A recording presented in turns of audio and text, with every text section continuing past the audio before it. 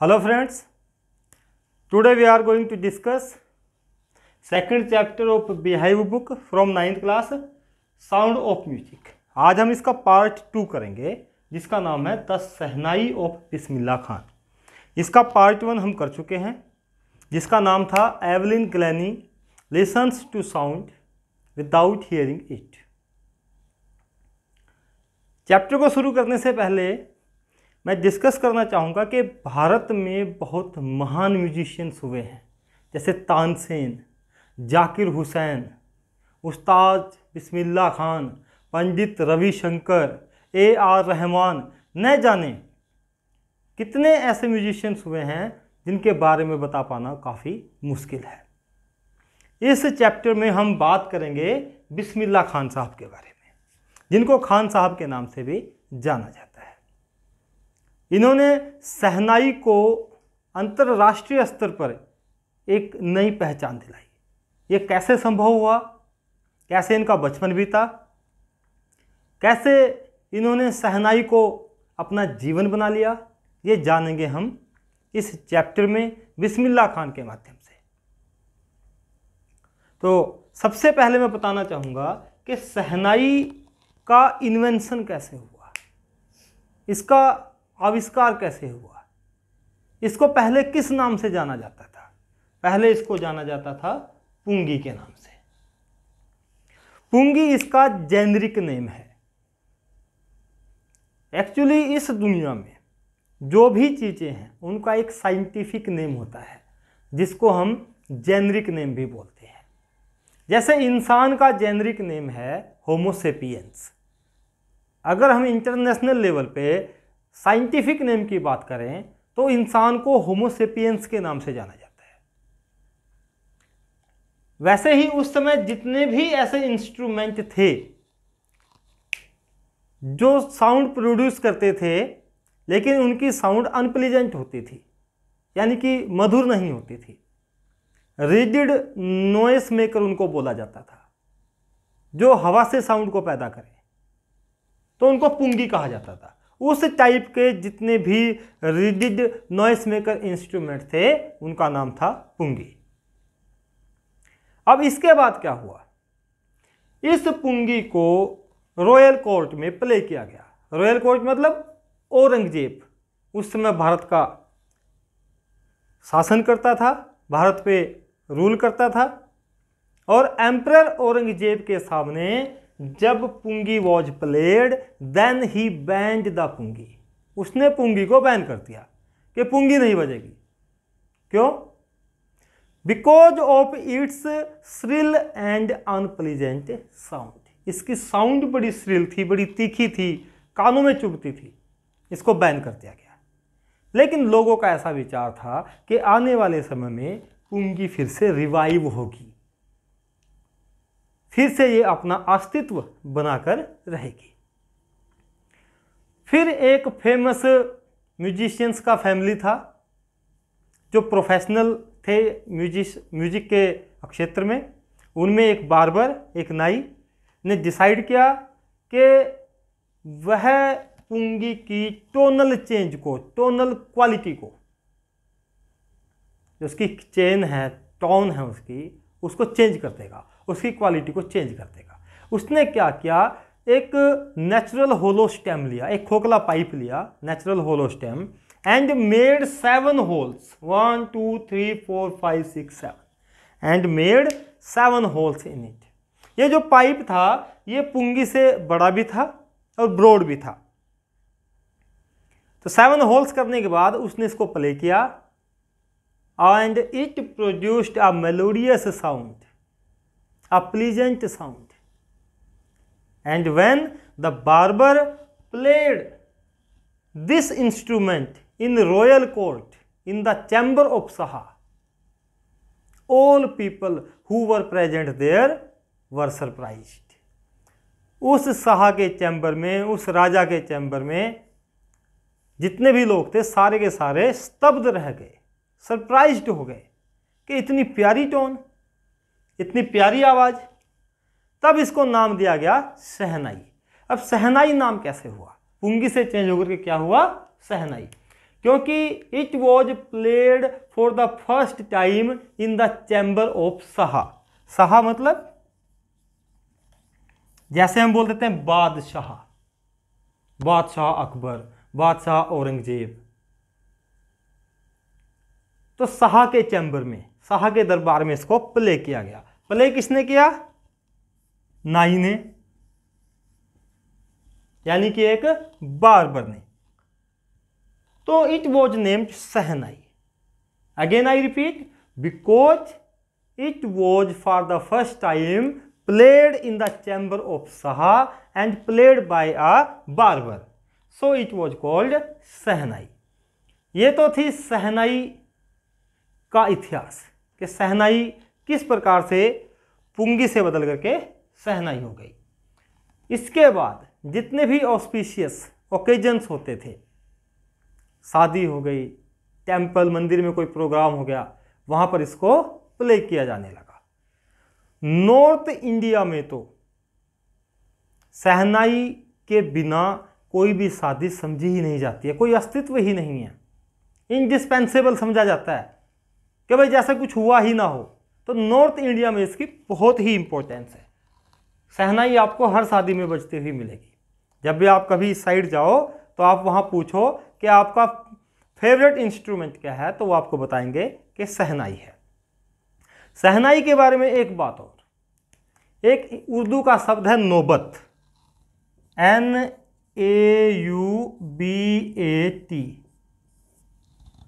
नौबत का मतलब है 9 म्यूजिकल इंस्ट्रूमेंट्स, नो इंस्ट्रूमेंट। पहले राजा के दरबार में एक नो इंस्ट्रूमेंट का ग्रुप होता था, अलग अलग प्रकार के इंस्ट्रूमेंट होते थे जो प्ले किए जाते थे, उनके ग्रुप को बोला जाता था नौबत। और आपको जानकर ये बहुत खुशी होगी कि shehnai was one of those instrument, उन 9 इंस्ट्रूमेंट में से शहनाई भी एक थी। तो शहनाई शुरू से ही अपना महत्व दिखाती आ रही है, लेकिन इसको क्लासिकल स्टेज पर किसने फेमस किया, दुनिया में किसने फेमस किया, वो हैं उस्ताद बिस्मिल्लाह खान, जिनका जन्म 21 मार्च 1916 को हुआ। कहाँ हुआ? बिहार में। बिहार में एक गांव है डुमराव, डुमराव में इनका जन्म हुआ। जब ये 5 साल के थे, गिल्ली डंडा खेलते थे और एक बिहारी जी का टेम्पल था, वहाँ जाते थे और एक राग गाते थे जिसका नाम था चैता। उस बिहारी जी के टेम्पल में चैता, ये राग गाने पर जो वहाँ का राजा था वह इसको 1.25 किलो का एक लड्डू प्राइज के रूप में देता था। यानी कि 5 साल की उम्र में इसको अपना पहला प्राइज मिला चैता राग को गा करके, जो था एक 1.25 किलो का लड्डू। और उसके ठीक 80 साल बाद when he was 85 years old in 2001 में 85 साल के हो गए थे। और क्या मिला इनको? You will be surprised to know that Bismillah Khan got the highest Indian civilian award, Bharat Ratna. इनको क्या मिला? भारत रत्न मिला। इसके बाद अगर हम इनके पैटर्नल फैमिली की बात करें तो इनके ग्रैंडफादर रसूल बख्श खान, वो भोजपुर के राजा के यहाँ काम करते थे, शहनाई वादक थे और शहनाई नवाज के नाम से इनको जाना जाता था। इनके पिता का नाम था पैगंबर खान, जो एक शहनाई वादक रहे। तो ये शहनाई बजाने की जो परंपरा है, जो प्ले करने की इनकी आदत है, ये इनको विरासत में मिली है, हेरिटेज में मिली है। जब ये 3 साल के थे, इनकी मदर इनको अपने मायके लेके चली गई, यानी कि अपने मामा जी के यहाँ चले गए।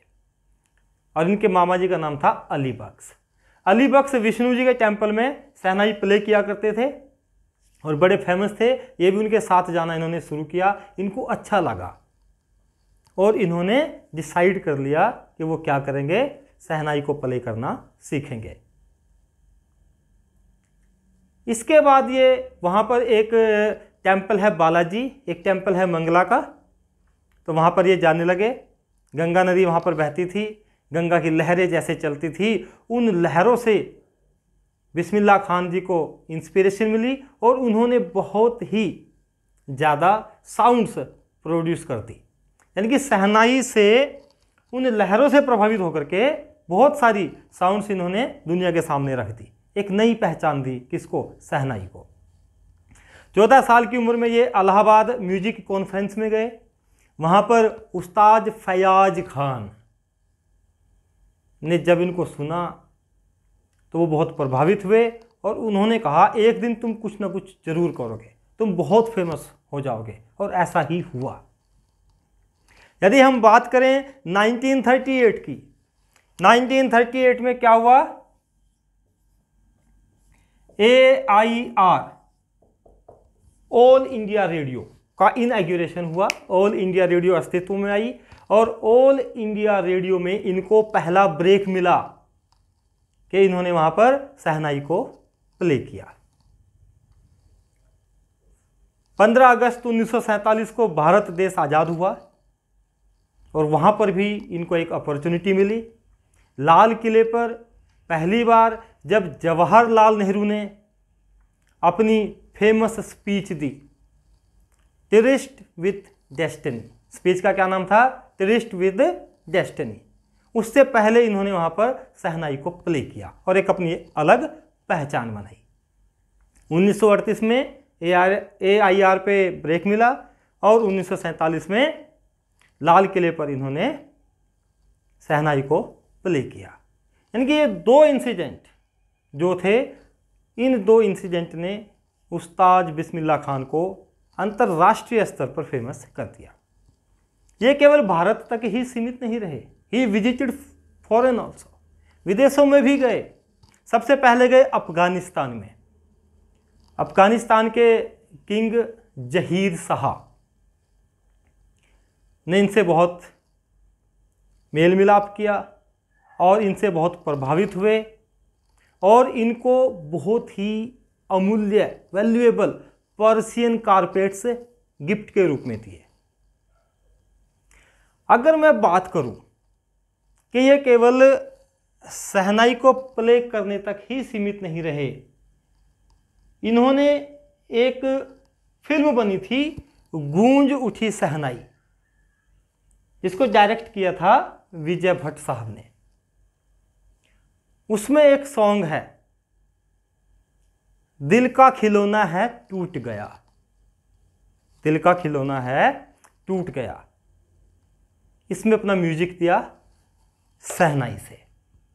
एक और फिल्म जो कन्नड़ मूवी थी जिसका नाम था सनाधि अपन्ना, जो विक्रम श्रीनिवासा ने डायरेक्ट की थी, उसमें भी इन्होंने काम किया और वर्ल्ड फेमस हो गए, ब्लॉकबस्टर। इसके बाद इन्होंने मूवीज में काम नहीं किया, कोई म्यूजिक नहीं दिया, क्योंकि ये उसको पसंद नहीं करते थे। केवल ओनली इन 2 मूवीज, गूंज उठी शहनाई और एक कन्नड़ मूवी सनाधि अपन्ना में इन्होंने काम किया। ये USA में लिंकन हॉल, वहाँ पर भी गए, वहाँ पर विजिट किया। ओसाका ट्रेड फेयर जापान में गए और ऑस्ट्रेलिया में भी गए। एक ऑडिटोरियम जो इनके नाम पर बना है ईरान में, ईरान में एक प्लेस है तेहरान।